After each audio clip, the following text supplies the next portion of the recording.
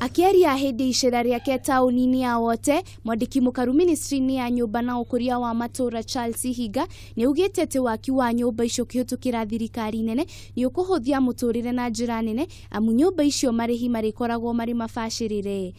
Higa ni ongereire kuuga ati ni mekuhe kanya ahuri biashara Wote kurehe indo cia waki mwako-ini ucio. It has opportunities for every Kenyan. Opportunities on the supply chain.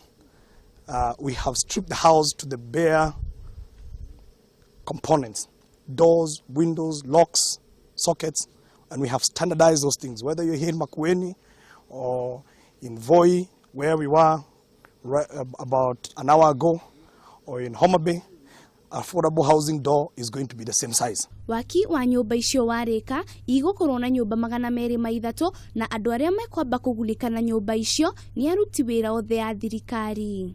So we are looking at ways of increasing that allocation, but the counties know it's a conditional grant. If they don't spend it, another county will spend their money. Counties that are progressive, if you identify you have land that you have put, we have investors lined up to come and invest.